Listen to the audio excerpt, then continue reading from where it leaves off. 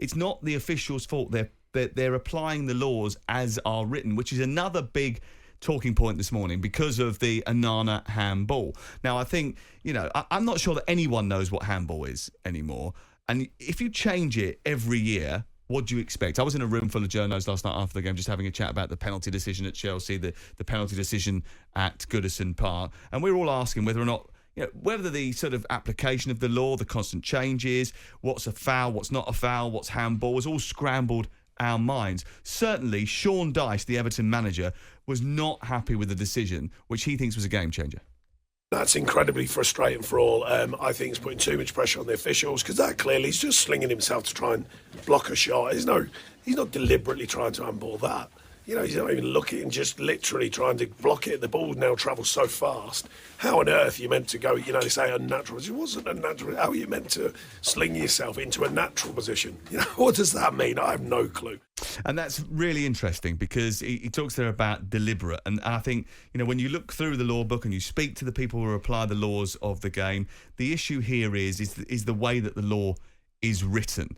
And deliberate isn't in there in this particular, sometimes deliberate isn't a consideration because on Amadou Onana is not handball morally, right? I don't think anybody believes that. I don't think in a perfect world that's a handball decision because how can you live in a world where Martin Ødegaard can finger spin on the ball at Anfield and yet Amadou Onana is penalised for the ball hitting him at that distance when he's trying to block a shot. But under the current law, this is why they have given it, in my opinion. I agree it's not a deliberate attempt to handle the ball. I also agree he doesn't move his arm towards the ball. And it comes from a very, very close range. I think we measured it at around about 6 foot, 5 foot earlier today when we were looking at it. But by raising his arm up towards his face, it can be argued in law that he has made his body bigger to block the shot. And in those circumstances, the distance between the kicker and the blocker becomes irrelevant if the player has made himself or is deemed to have made himself bigger. Of course, handball, really subjective. What you think is and what I think is two different things. And that is why I would urge the IFAB, even though I can't believe that they've changed it 4 times in 4 years, to change it again and go back to the idea of it just being deliberate handballs being penalised, as Sean Dyche has mentioned in his interview there. Give the responsibility back to the referee.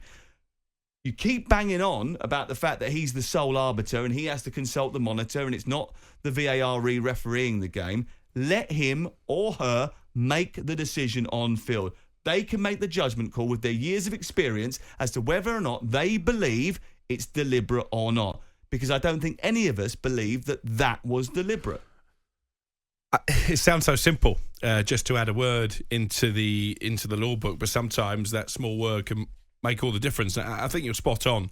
I think John Brooks didn't believe it was a penalty. He certainly didn't point to the penalty spot straight away. He looked at his assistant referee, who presumably was flagging for a penalty. But I think the players have to take a little bit of responsibility as well, because the Man City players were screaming blue murder that it was a penalty. They surrounded John Brooks and then he points to the spot. Obviously, VAR have a look at it and decide not to overturn it. So that's another referee who's decided that it was a penalty under the laws of the game. But if that happened at the other end, the Manchester City players would feel very aggrieved if it was given against them. So I can't really understand why they were so convinced it was a penalty. And I think there's an element here, not just players, but fans as well. We've almost fallen into the trap. We've been retrained by the laws of the game and by VAR, and we look at things differently. If that penalty was given 10 years ago, everybody would have been in an uproar. Now there's almost a shrug of the shoulders. Well, that's the modern game. I'm sorry, it shouldn't be the modern game. We shouldn't accept penalties for that. It was a game changer. It handed momentum to Manchester City and it completely killed Everton. Totally agree with you. We can protest about it. We can lobby for the IFAB to change the laws of the game. But they are the laws of the game, and we can't have a go. But do we have to accept them? Well, yeah, the referees have to apply the laws of the game as they are set down, yeah. No, but do fans have to accept decisions well, you can't like have a go. I don't think you can have a go at a referee for applying the laws as they are written. You can be upset about the law itself, but you can't say, well, it says in the rule book that that's handball, but, you can't really do that because it's not right. You can't have a go at a referee for not applying what you think should be handball. You have to apply the laws of the game as they're written. So you think the Man City players were right to surround the referee in those circumstances? No, I don't think they were right to surround the referee in any circumstances. What I think is that you can't have a go at the ref for it. You can't have a go at for the linesman for it. They are applying the law as it's written. What you've got to do is try and somehow force the IFAB and David Ellery, who is so far removed from the game of football that we love and know, to stop rewriting rules that don't make any sense. The law actually says this: you'll be penalised deliberately if your hand touches if you touch the ball with your hand or arm by, for example, moving the hand towards the ball, or you touch the ball with the hand or arm when you've made your body unnaturally bigger. But if you so basically the law says you'll be penalised if you deliberately touch the ball, and then it gives you incidents where it might be okay if you don't deliberately touch it. Just rid go of back to all basics. the words and just leave that first bit in. You'll be penalised if your hand deliberately touches the ball. And you're right, I wasn't necessarily attacking John Brooks there. And actually, I did put a tweet up last night that I deleted because at first I thought it was weak refereeing, the fact he didn't give the penalty and then did when he got surrounded by City players. But people tell me the assistant made the decision. So you're right, it's not necessarily the referee's fault. It's not even the assistant's fault. It is an issue with the law. But just, as you say, just take it back to basics. If it's deliberate handball, it's a penalty. If it isn't, crack on with the game. Yep, you'll be penalised deliberately if your hand touches the ball. It's a pretty easy law just to write. You don't need 17,000 words. You just need to write those. That'll be done and dusted. John Stones picked up an ankle injury, which Guardiola said doesn't look good. He's going to be out. We've already mentioned why that happened. But that's not good news for him. It's not good news for England either. But Manchester City came from behind for a sixth time this season to beat Everton at Goodison Park. And, that gap hasn't got much bigger over the time that they've been away. The Liverpool-Arsenal draw sort of played into their hands, I think. Absolutely, but at one stage last night at half-time, going in 1-0 down, they were 8 points behind. That would have become 9 if they hadn't come back, and Arsenal beat West Ham live on TalkSPORT tonight. So it felt like an important victory, and obviously they've got big players to come back. Ruben Diaz was missing with illness last night. Erling Haaland didn't play again. Kevin De Bruyne we're expecting back in January. Jeremy Doku as well. Who knows how long John Stones will be out for. But what we know about Manchester City and this Manchester City team is they're more than capable in the second half of the season on going a long winning run. So I think to write them off would be foolhardy at this stage. And I think now the pressure's back on Arsenal. London derby against a good West Ham side. They need to come out and get that job done. Darren's a Spurs fan. Hello. Hi there, how you doing? Yeah, very good, thank you. Should the referees be given a law which said basically you'll be penalised if you deliberately handle the ball, and that's it? No more outs. Let them make the decision on the field of play. Absolutely. Sean Dyche is 100% right. The law is a shambles because it's written by somebody who has no idea what it's like to make a movement as a footballer, because it's actually a physical impossibility to make a move as a defender, to block a shot without moving your arms for leverage or balance. It's a disgrace. The man's ruining the game we all love. Yeah, David Ellery is the man who's been charged with rewriting the laws, and boy, has he rewritten them. He's done it 4 times in the last 4 years. Last night's decision, I think, probably caused a little bit of consternation because of what happened at the weekend with the Martin Ødegaard situation. I mean, that's more deliberate, isn't it? And it was the same VAR, wasn't it? David Coote was on VAR. Yeah. Was he on VAR duty at the weekend as well? I mean, that's what's so infuriating. But by the way, the VAR didn't get involved last night. Well, they looked at it, didn't they? But he didn't get involved to overturn it. He didn't say to him, go and have a look at the monitor. He just stepped, looked at it. He didn't say you've applied the rules incorrectly, which I think is what we're suggesting, isn't it? But you'd always check a penalty anyway, so he would have done that. But he But do you think the intervene. rules were applied correctly? Well, I said at the start, I thought that under the current law, you can give that penalty because it's not deliberate. He doesn't move his arm towards the ball. It comes from close range, but by raising his arm up towards his face, it can be argued that he's made himself unnaturally bigger. So again, it's subjective, which again is what you said at the top of the programme. Yeah. So that's the problem. That's why you need to add that word deliberate. But I mean, the word deliberate is in the law. How that can be given, and the Ødegaard one when he's literally swept it away really with his left arm. I think it's worth pointing out the word deliberate is in the law, but it's in the law at the top, and then there's reasons why you can apply it without it being deliberate, which is the issue.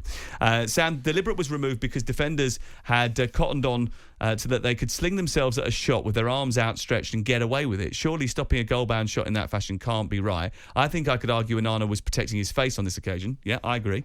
As for the Stones offside, was it that obvious that he was offside? Looked about a yard to me, so surely linesman correct to play on at first. Absolutely. absolutely. I think when you look back at it, it's supposed to be 5 yards. You're supposed to give them to keep your flag down. He was certainly within that range. Stan in Burnley has sent us a text there. Let's go to Christopher, who's a Manchester City fan. Hello. Hello. Alan, mate, you're all right? Thanks to Darren, by the way. Let's go to Christopher. What do you want to say, mate? Hi, Darren. Just regarding what you've just said before, regarding the linesman's putting the flag up 10 seconds later. Yeah. And John Stones get a very bad injury because of that. The rules should be changed. If he's offside, you should put the flag up straight away. But what happens then if your player's going through and the linesman thinks he's offside, everybody stops, but actually he was one-on-one with the goalkeeper and he wasn't offside and you could have scored a goal? Well, that's a hard look. I mean, I was predicting that somebody will get a serious injury for no reason whatsoever. And John Stones is going to be out for, I don't know, a month, 6 weeks. So I just think they should look at that situation and go back to the old way. Okay, well, listen, the bad news is that John Stones is injured and we wish him all the very best. Nick is a Chelsea fan. Hello. Morning, guys. How are you? Yes, we're very good, thanks, mate. What about you and handball? Come on, tell me what you think about it. Oh, I just can't believe. I don't know whether it's just this country how we overcomplicate everything. I completely agree with you guys. Go to VAR. Was that handball deliberate or not? There's only question. It's a bit like rugby union. Is that a handball, a deliberate handball or not? Can Agreed. you tell me? We've looked at it. We're saying it's not deliberate. Fine, thanks, not a penalty. How easy is that, and how long did that take?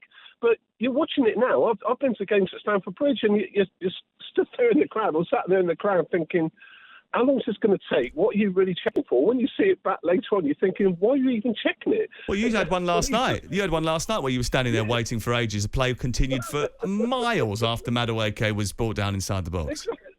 Well, they had a corner. So Palace have a corner. I'm screaming. I didn't actually go to the game last night. I'm screaming at the TV. It's a blatant penalty. Palace go down the other end. I'm thinking, God, if they don't give that, then Palace could score the winner from the corner. Well, when they broke, Nick, they had 4 players on 2. They did, yeah. And they if they had scored in that scenario, we would have been in a world of trouble. But why do we have to make it? When you started reading the rule out earlier, you think, yeah, good start, and then it goes on and on and on. You're thinking, I'm falling asleep now. I can't be bothered to listen to the rest. Stop making it so complicated. Football's a really simple game. Do you know what? I think most people agree with you. And what amazes me, whenever we do these refereeing chats on this programme, and we're doing it again this morning, the switchboard absolutely is on fire. Because people are fed up with it. Fans have had enough. And listen, this is not a VAR issue. We can use it as a stick to beat VAR with, but it's an issue with the rules. It's an issue with David Ellery overcomplicating it. It used to be a school teacher, didn't he, David Ellery? He was, wasn't he, the housemaster at Harrow or something like that? Well, it's like he's writing an exam paper. Yeah. Darren is a Spurs fan. Hello. Hi. The problem with the handball rule is it's so complicated. And we need to have it where it's handball. I don't know why the arm even comes into it, because it's handball. It should just be the hand. If the hand touches it, that's where the foul should be committed. That's a good point, actually. Why is it that handball goes all the way up to your armpit? Has that always been the case, or is that a relatively new introduction as well? The T-shirt it was up to the shoulder at one stage. It's come down to the armpit, the capped sleeve T-shirt in the last few years. That's another change that's happened over the last few years. We've got a little diagram in the law book now. On AM, on DAB, via the TalkSPORT app, and on your smart speaker. TalkSPORT.